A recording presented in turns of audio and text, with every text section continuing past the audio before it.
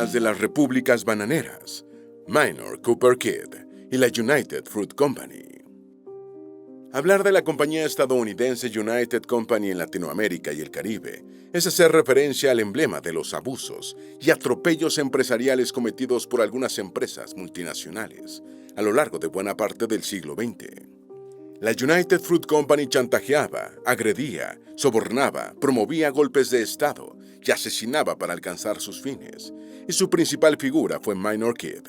¿Quién era este hombre detrás del poder en Costa Rica y Latinoamérica?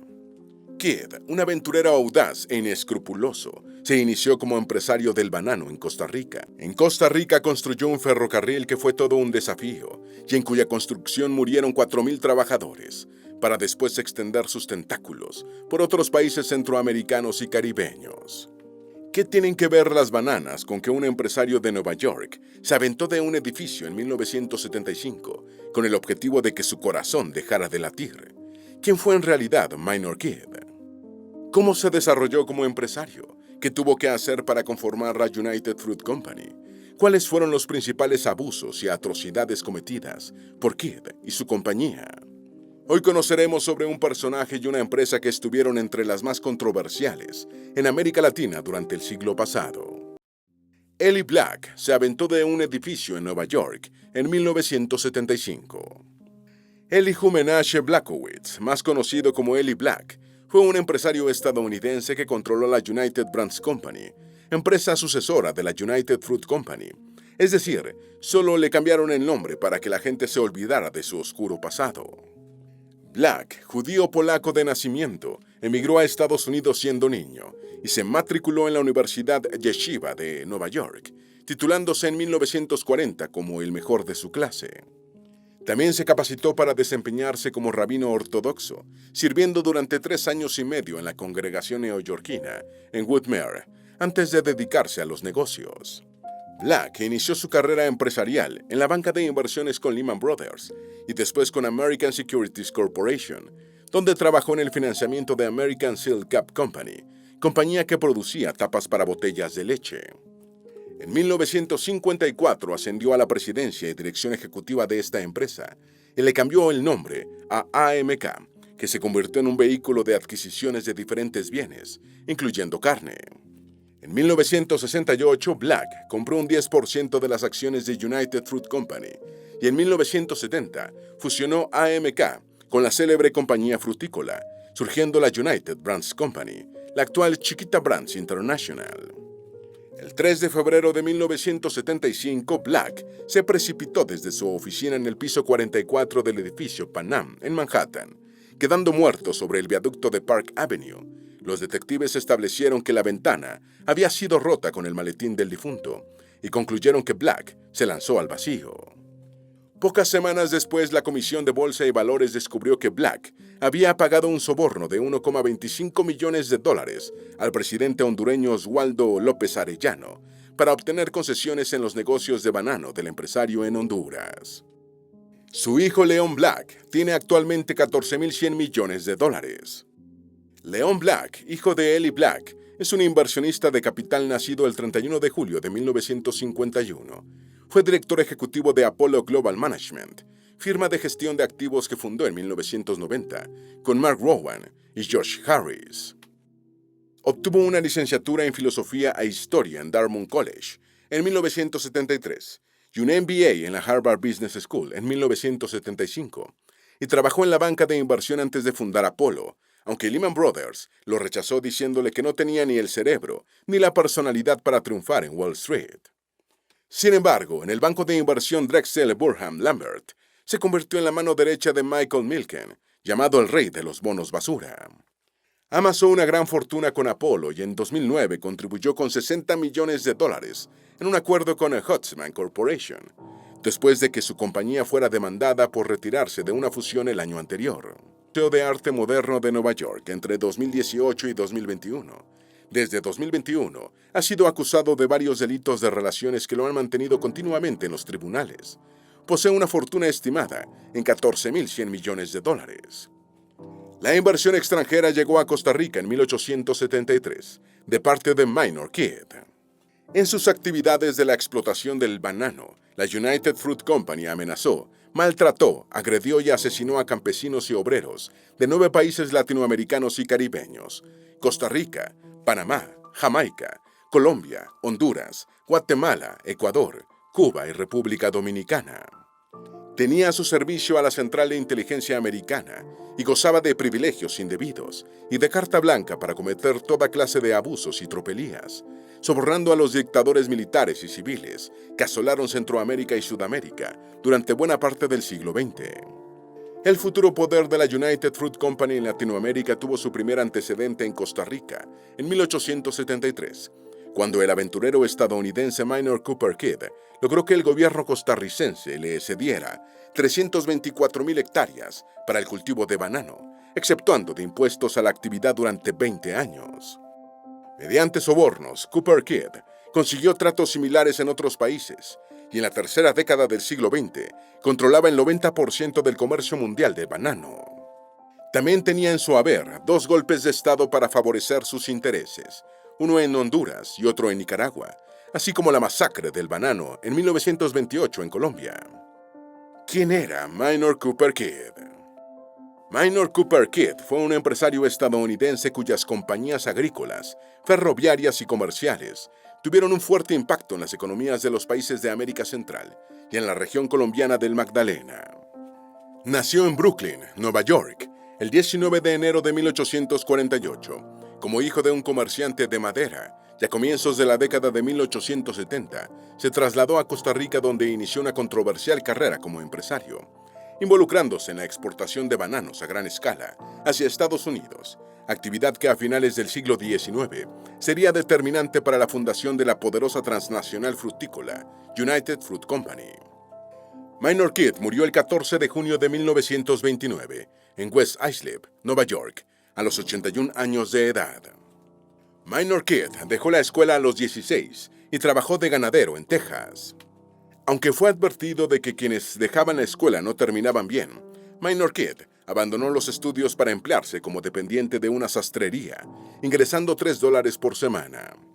En 1863, en plena guerra civil, su salario no era tan malo para un adolescente de 16 años, y el chico nacido en Brooklyn, Nueva York, ahorró con ahínco, acumulando un módico capital con el que se mudó a Texas. En el sur profundo de Estados Unidos, la tierra y el ganado se conseguían a precios casi ridículos, y pronto Minor Kidd fue un ganadero propietario de 4,000 reses. También tenía suerte. En una ocasión una tormenta empujó a muchos de sus animales hacia las aguas del Golfo de México, y no había comenzado a lamentar la pérdida cuando vio que las reses salían del mar. Su tío Henry Mix hizo varios ferrocarriles en Perú. Mientras Kidd creaba ganado en Texas, su tío Henry Mix se había convertido en un connotado personaje en Perú. En 1835, Mix había comenzado un negocio maderero, pero quedó en bancarrota por el pánico de 1837. Se recuperó enviando madera a la costa del Pacífico, y el negocio iba tan bien que decidió mudarse a San Francisco, donde hizo fortuna durante la fiebre de oro, vendiendo sus tablas y vigas a 20 veces su costo. Invirtió en bienes raíces, especialmente en almacenes, muelles y urbanismos, pero se financió fraudulentamente y antes de que se descubriera la estafa, prefirió embarcarse hacia Sudamérica, a donde llegó con $8,000. En ese tiempo la industria ferrocarrilera estaba en pañales en América Latina y Mix se dedicó a la construcción de ferrocarriles. Construyó el ferrocarril Santiago-Valparaíso, el segundo de Chile, y a mediados de la década de 1860 se trasladó a Perú, ya como un hombre rico. En Perú contribuyó con el desarrollo del sistema ferroviario peruano, incluyendo la construcción del ferrocarril entre Lima y el Altiplano, a más de 4,000 metros sobre el nivel del mar, una proeza de ingeniería en su tiempo. Había españolizado su nombre como Enrique Meix, y en esa época era un influyente personaje, considerado el virtual dictador del Perú, con variados intereses, que iban desde minas de plata hasta la limpieza de la ciudad de Lima. Su tío le escribió una carta diciéndole que ganaría más en Costa Rica en 3 años que en Texas el resto de su vida.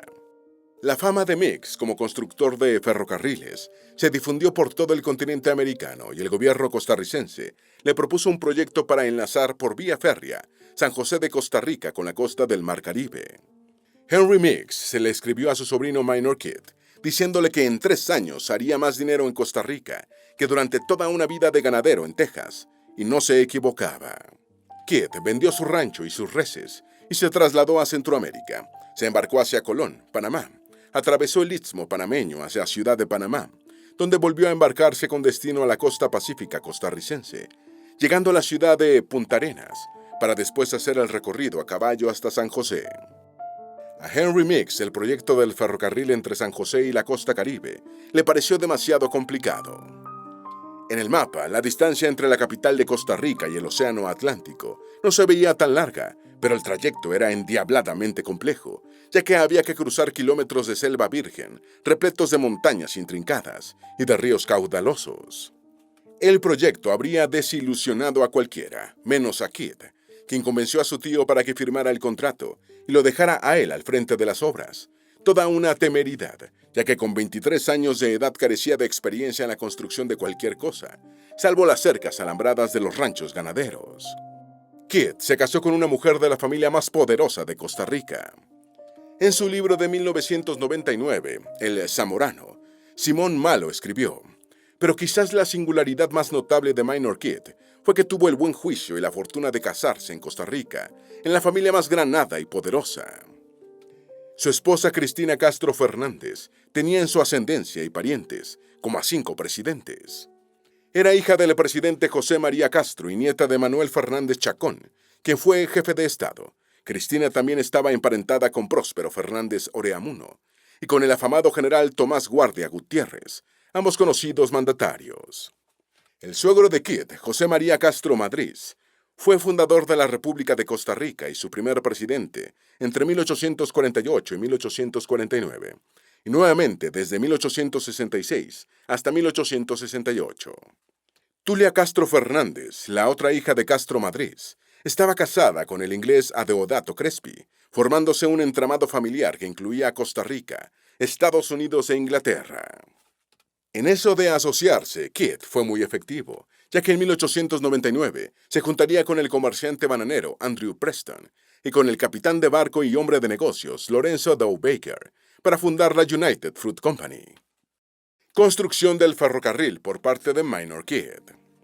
Kidd se involucró estrechamente en el proyecto del ferrocarril entre San José de Costa Rica y la ciudad caribeña de Limón, y lo asumió directamente tras la muerte de su tío en Lima, Perú, en 1877. En esa época la economía costarricense dependía de la exportación de café, cultivado en el Valle Central y transportado en carretas de mulas hasta el puerto de Punta Arenas en el Pacífico. Desde allí era enviado a Europa, su principal mercado, en un tiempo en el que todavía no había sido abierto el Canal de Panamá.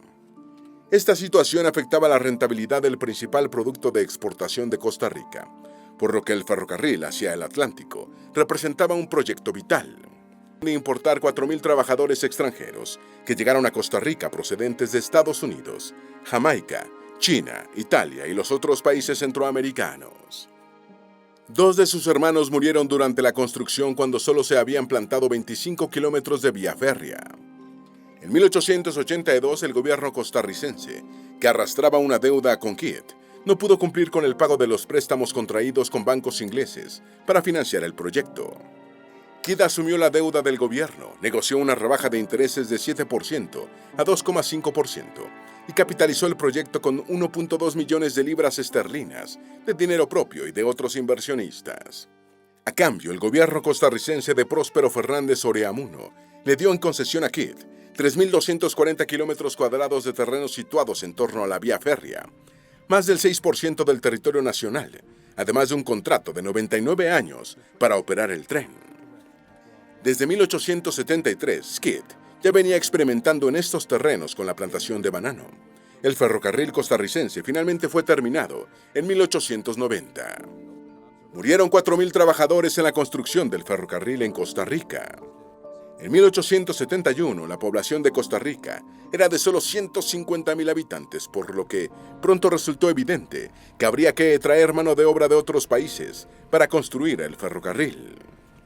Los primeros 700 trabajadores extranjeros llegaron a Nueva Orleans. Incluían 40 hombres que habían formado parte de la tropa del mercenario William Walker, un filibustero norteamericano que había intentado conquistar los territorios mexicanos de Sonora y Baja California. Con el propósito de facilitar la adquisición de mano de obra, Kidd se compró su propio barco para transportar chinos, italianos y jamaicanos, pero la mayoría murió víctima de las enfermedades tropicales en la jungla de Costa Rica. Se estima que durante la construcción del tramo ferroviario entre Puerto Limón y Matina, perecieron 4.000 trabajadores. Kidd pagaba $1 diario, mientras que en la construcción del Canal de Panamá, cuyas obras habían comenzado en 1881, pagaban $5. A la mayoría de los trabajadores del ferrocarril no les importaba moverse unos cientos de kilómetros para ganar 5 veces más en una selva parecida, y el ferrocarril de Kidd se retrasó por escasez de mano de obra.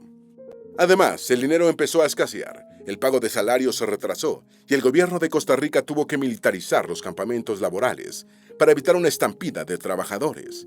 En descargo de Kidd, hay que apuntar que posteriormente pagó los salarios caídos. Guatemala y Minor Kidd. En 1898, el general y presidente guatemalteco José María Reina Barrios fue asesinado, ascendiendo al poder Manuel Estrada Cabrera, quien gobernó dictatorialmente el país centroamericano hasta 1920. En 1901, Estrada Cabrera otorgó a la United Fruit Company el monopolio en el transporte de correos entre Estados Unidos y su país, lo que constituyó el momento de entrada de la compañía frutícola en Guatemala. Minor Kidd obtuvo un total respaldo por parte del dictador guatemalteco en sus actividades con el banano y recibió la autorización para construir una vía ferroviaria entre Ciudad de Guatemala y Puerto Barrios, en el Caribe guatemalteco, centro de operaciones portuarias de la United Fruit Company. La compañía de Kidd se apoderó del control absoluto de todos los servicios en Guatemala, incluyendo transporte ferroviario, telégrafo, teléfonos y correo. Guatemala fue el país que estuvo más subordinado a la compañía norteamericana, lo que acarreó condiciones de trabajo muy duras para los trabajadores guatemaltecos de la industria del banano. Un episodio que se convirtió en simbólico fue el derrocamiento del presidente de Guatemala, Jacobo Arbenz, el 27 de junio de 1954.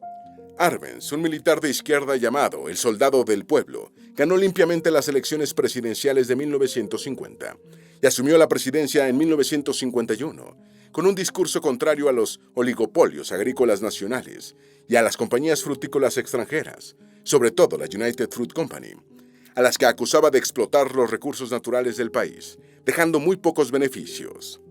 Arbenz fue derrocado en 1954 en un golpe de Estado ejecutado por la CIA y patrocinado por la empresa frutícola, pasando el poder a manos de una junta militar. Colombia y los bananeros. En 1904, el presidente colombiano Rafael Reyes otorgó exenciones hasta por 25 años a la United Fruit Company para la explotación del banano en Colombia, y la multinacional estadounidense convirtió el área de la Ciénega, en la región del Magdalena, en su emporio frutícola. El crecimiento de la compañía en Colombia fue acelerado, pasando de 7.800 hectáreas de plantaciones a comienzos del siglo XX a 173.000 hectáreas en 1928. Aprovechando el escaso desarrollo de la legislación laboral en esa época, especialmente en las actividades del campo, y sobornando al funcionariado colombiano a todos los niveles, la compañía construyó un imperio en Colombia. La empresa de Minor Kidd ni siquiera tenía una plantilla de trabajadores, ya que contrataba los trabajos a destajo o a través de firmas colombianas intermediarias de mano de obra. Esta estrategia mantuvo a decenas de miles de trabajadores de la industria del banano colombiano en situación precaria por décadas, hasta que el 28 de noviembre estalló una huelga, la más grande en la historia de Colombia. Los trabajadores reclamaban su ingreso en la plantilla laboral de la empresa y mejoras en salarios, atención médica, higiene y otras reivindicaciones. El 5 de diciembre el gobierno federal implantó la ley marcial en la región en conflicto y designó al general Carlos Cortés Vargas como jefe civil y militar. Al frente de 300 soldados, Cortés Vargas ordenó ametrallar a una multitud de huelguistas concentrados en la ciudad de Ciénega, muriendo un número indeterminado de personas. ¿Cómo se formó la United Fruit Company? En 1899, Minor Kidd perdió $1,5 millones cuando quebró Hoadley & Co., un corredor de bolsa de Nueva York. Buscando recuperarse, viajó a Boston, Massachusetts, para intentar fusionar su compañía comercializadora de banano, Tropical Trading and Transport Company, con su competidora, Boston Fruit Company, que había sido fundada en 1885 por Andrew W. Preston y Lorenzo Dow Baker, un marinero que había empezado a vender bananas en 1870. Bradley Palmer, el abogado de Preston, ideó un plan de fusión que permitía solucionar los problemas de caja de los participantes, y la operación se concretó, fundándose la United Fruit Company en 1899, con sede en la capital de Massachusetts. El primer presidente de la nueva empresa fue Andrew W. Preston, con Minor Kidd como vicepresidente. Kidd aportó a la sociedad sus plantaciones y ferrocarriles en América Central y su mercado en el sur y sureste de Estados Unidos, mientras que sus socios aportaron una flota de barcos a vapor, sus sembradíos en las Indias Occidentales y su mercado en el noreste estadounidense. Fue así como la United Fruit Company se apoderó de casi todo el mercado norteamericano de banano, mientras cubría todo el circuito operativo de la explotación, desde la plantación hasta el transporte, hacia los lugares de consumo. ¿Cuál era la reputación de la United Fruit Company? Durante casi toda su existencia, la United Fruit Company sufrió de una pésima reputación. La compañía era notoriamente conocida por sobornar a funcionarios gubernamentales para obtener trato de favor en la adquisición de tierras, la explotación de los trabajadores y la evasión de impuestos. Con el apoyo de los gobiernos de los países en los que operaba, la United Fruit desarrolló una estrategia para monopolizar la industria del banano y producir la fruta a muy bajo costo, lo que le permitía hacer enormes ganancias. La prensa y la opinión pública latinoamericana llamaban el pulpo a la compañía por su capacidad para introducir sus tentáculos en todas las administraciones de los países en los que operaba. Muchos escritores latinoamericanos, incluyendo 3 premios Nobel, el colombiano Gabriel García Márquez, el guatemalteco Miguel Ángel Asturias y el chileno Pablo Neruda, denunciaron en su obra los abusos de la multinacional frutícola, que también fue cuestionada en Estados Unidos por su comportamiento en Latinoamérica. Los abusos que cometió la United Fruit Company. La United Fruit se hizo célebre en América Latina, especialmente en Colombia y Centroamérica, por los abusos que cometió durante varias décadas del siglo XX en sus actividades de producción y exportación de banano. Fueron muchos los delitos atribuidos a la empresa frutícola estadounidense en Latinoamérica y el Caribe, incluyendo una masacre en Colombia, el patrocinio del golpe de Estado que derrocó al presidente guatemalteco Jacobo Arbenz en 1954, la connivencia en dictaduras militares corruptas y las malas condiciones de trabajo de sus trabajadores. De todos estos delitos, el que más se quedó sembrado en el imaginario latinoamericano fue la masacre del banano en la región colombiana de la Ciénega, cuando el 5 de diciembre de 1928, cientos de trabajadores en huelga, desarmados e indefensos, fueron ametrallados por el ejército de Colombia, que defendía los intereses de la compañía. Por su comportamiento despótico, la United Fruit Company se convirtió por varias décadas en la bestia negra de los trabajadores del campo en Latinoamérica, y todavía es recordada por su actitud intervencionista, opresora y transgresora de los derechos laborales. La United ha cambiado 3 veces de nombre. Una de las antecesoras de la United Fruit Company fue la Tropical Trading and Transport Company, empresa con la que Minor Kidd comenzó a comercializar el banano que producía en Costa Rica en la última década del siglo XIX, a muy bajo costo, gracias a la cesión de un inmenso territorio por parte del gobierno costarricense y a la disponibilidad del ferrocarril que él mismo había construido. En 1899 la compañía de Kidd y la Boston Fruit Company se fusionaron, naciendo la United Fruit Company, nombre que la transnacional frutícola utilizó hasta 1970, cuando se convirtió en United Brands Company. Esta nueva empresa surgió de la fusión de United Fruit Company con AMK, la compañía de comercialización de productos del magnate judío Eli Black. United Brands Company fue rebautizada como Chiquita Brands International en 1984 por su propietario Carl Lindner Jr., quien había comprado la empresa tras la muerte trágica de Eli Black. Actualmente las pequeñas pegatinas con la marca Chiquita identifican al comercializador de infinidad de bananas y otras frutas vendidas en tiendas y supermercados de todo el planeta. Kidd tenía críticos en el gobierno de Costa Rica. A pesar de sus excelentes relaciones con el gobierno costarricense, especialmente después de su matrimonio con la hija del fundador de la República y primer presidente de Costa Rica, José María Castro Madrid, Kidd también enfrentaba críticas en el seno de la administración del país centroamericano. Estas críticas se presentaban en ocasión de la firma de los contratos y particularmente cuando el empresario norteamericano hacía peticiones de dinero al gobierno para cubrir las pérdidas que, según él, le acarreaba la construcción del ferrocarril. Uno de sus críticos de mayor envergadura fue Manuel de Jesús Jiménez Oreamuno, canciller de Costa Rica a finales de la década de 1880 y vicepresidente y primer designado a la presidencia de 1910 a 1914. Jiménez Oreamuno señaló la cercanía de Kit con Rafael Iglesias Castro, presidente de la República entre 1894 y 1898, después de unas elecciones muy polémicas.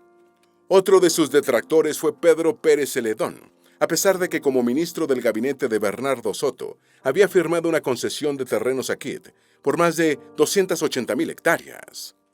¿Qué pasó con la fortuna de Kit después de su muerte? Tras la muerte de Kit en 1929, sorpresivamente quedó al descubierto que no era tan rico como parecía. Desde entonces surgieron especulaciones sobre lo sucedido con su riqueza, especulándose que perdió mucho dinero poco después de morir con la Gran Depresión y que los albaceas y fideicomisarios posiblemente no hicieron un buen manejo de su patrimonio. Su viuda terminó viviendo sus últimos años con una modesta pensión que le otorgó la United Fruit Company. Esperamos que este video te haya sido útil. Si tienes algo que agregar, por favor, compártelo con nosotros en la sección de comentarios. Dale me gusta a este video y envíale el enlace a tus familiares y a tus mejores amigos para que también sepan quién fue Minor Cooper Kidd, el hombre detrás de la United Fruit Company. Si eres nuevo en nuestro canal, no olvides suscribirte. No se te olvide seguirnos en todas nuestras redes sociales, que van a estar aquí abajo en la descripción. Recuerda, un pueblo que no conoce su historia está condenado a repetirla.